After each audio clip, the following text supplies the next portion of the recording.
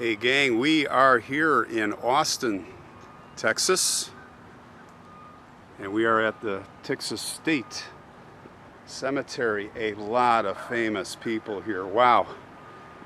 I have a couple stories here.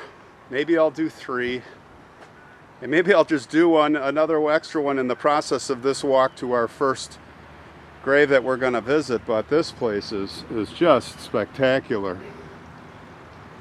Beautiful day here in Austin. And before we start walking up the hill, let's just take a look at some of the monuments and graves right here. John A. Wharton, Major General, 1829 to 1865. And what a marvelous sculpture that is. Look at that. There are a lot of veterans here. I would say, well, of course, you know Chris Kyle's here. We're going to be doing an episode next on him. Now let's take a look over here. Look at this. Look at this crypt. Well, it's really like a tomb. Open mausoleum, if you will, or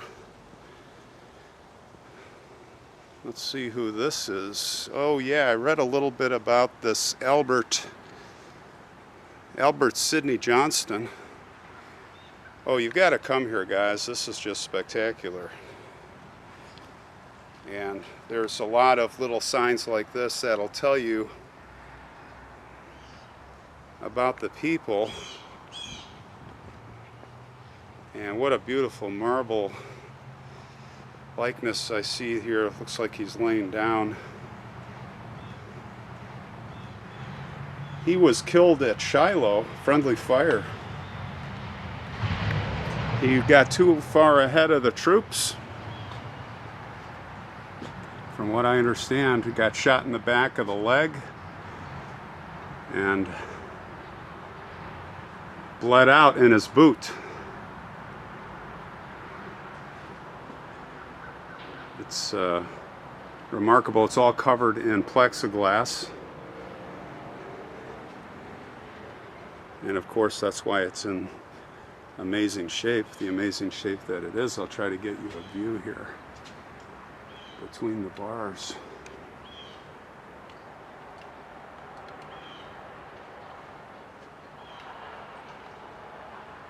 Yeah, that's an amazing sculpture.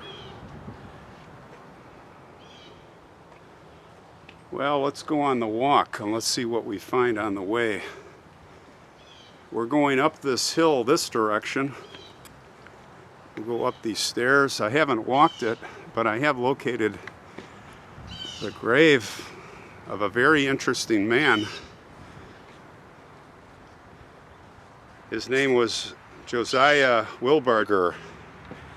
And any of you who recognize that name will know that he was the man who survived a really horrific event.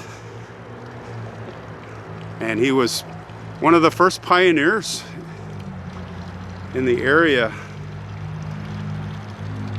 Boy, look at all the names. This is absolutely stunning, guys. It's a little fountain here.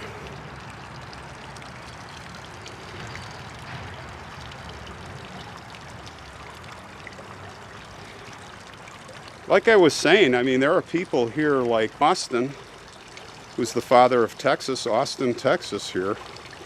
John Connally, who rode with President Kennedy. Remember, he was shot, survived with the assassination. Tom Landry, coach of the Dallas Cowboys. But we're going to talk about Josiah Wilbarger today. Very interesting man. He was born in Kentucky, Bourbon County, and by some accounts he could have been born in Rockingham County, Virginia, and moved to Kentucky. The records aren't quite clear on that. He moved to Pike County, Missouri in 1823, and he married a woman named Margaret Barker in September of 1827. They left for Texas here soon after the wedding, and they reached what is now Matagorda County, and that was in December. And while they were in Texas, he became a legend, a Texas independence veteran. He taught school, he was a land surveyor, and he settled in Austin's little colony, it was called, near present-day Bastrop, which was the first, he was the first Texas colonist really to settle the area.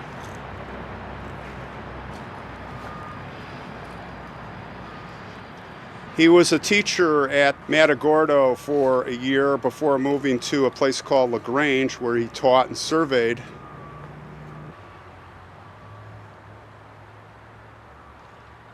So let's talk about this story as we marvel at some of these amazing monuments.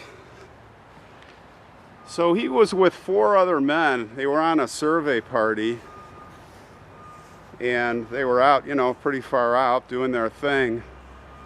And out of nowhere, Comanche Indians came and ambushed them. Now, there's a good book about Quanah Parker. I forget the name of it.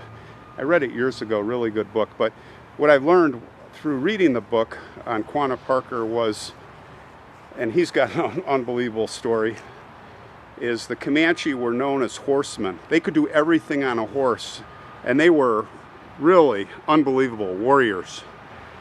And of course, as many, they lived by aggression. That was what they were about. But yeah, they could ride and shoot off a horse. They could like swing under the horse and keep going.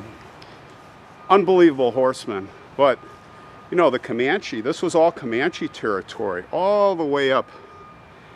And, you know, with the infringement of the settlers, so he fell right into the crosshairs of that with these men.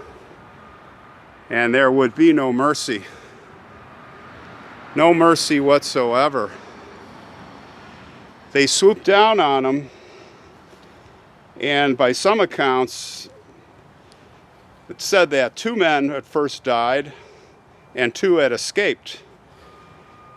And in addition, Josiah, they thought had died, and he was left for dead. He was shot in the neck and the leg, and then the unthinkable. Well, that's what they did to the dead men they killed. They scalped them. I don't know if he was plain dead or what, but they removed a big part of his scalp and they took off.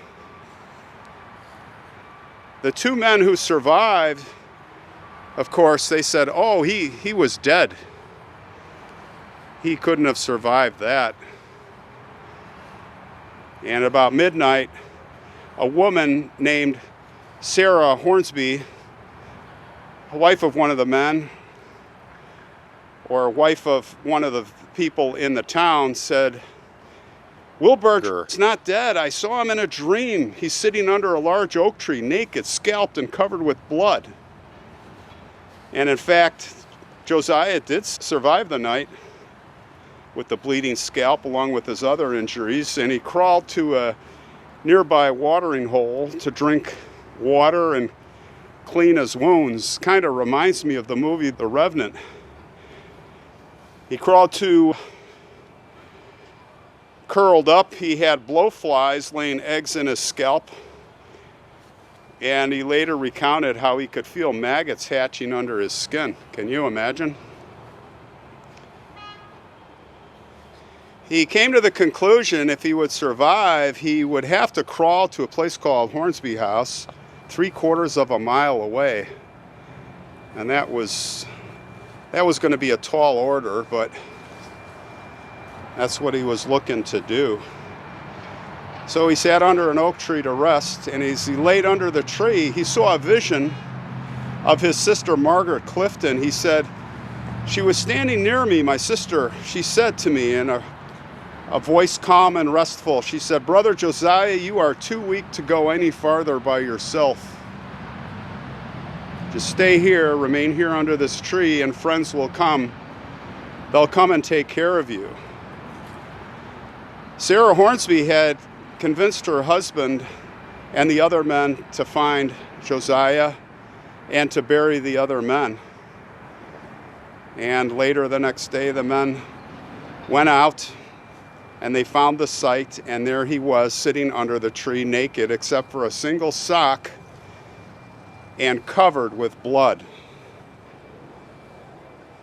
Well, they carried him back to that Hornsby house, and he got treatment. And according to the tale, he learned a fate of his sister.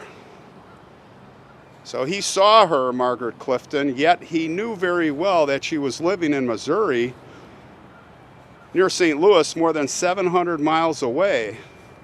And it was not until many weeks had passed that he learned that she had died the day before he was wounded, maybe even at the hour of his vision, where he was spending his first night in the grave. After Josiah and Sarah Hornsby talked about the experience, they determined Hornsby's first dream of the woman telling her about her fate came shortly after his visit by his sister. Josiah served for years after his scalping. He had a wound to his throat, his leg healed. However, the scalp never really got better. Years later, it is said that parts of his skull was exposed and could be seen. His wife sewed a special hat for him that he could wear, and he wore it all the time, cover that wound. But although he survived that scalping, his scalp actually became very weak. He died one day while he was working on his grain mill. He was bent over and he stood up too quickly and smacked his head on a low beam, that part of his head that was soft and injured from the scalping. And he died in his home on April 11th, 1845. And he was initially buried in Fairview Cemetery near his home. And it is here that he is now buried with his son, John Lemon, who I also understand was actually killed by the Indians, and they were moved here. And this is the stone of Josiah Wilbarger. I don't have my flashlight, but I'll read it for you. Colonel Josiah Pugh Wilbarger, born in Kentucky, so I guess it was Kentucky, September 10th, 1801, died at Bastrop, Texas, April 11th, 1845. His son, John Lemon Wilbarger, Texas Ranger, born in Matagorda County, Texas. 1829, he was killed, it says killed by Indians on the Rio Grande River. August 20th, 1850, it says erected by the state of Texas.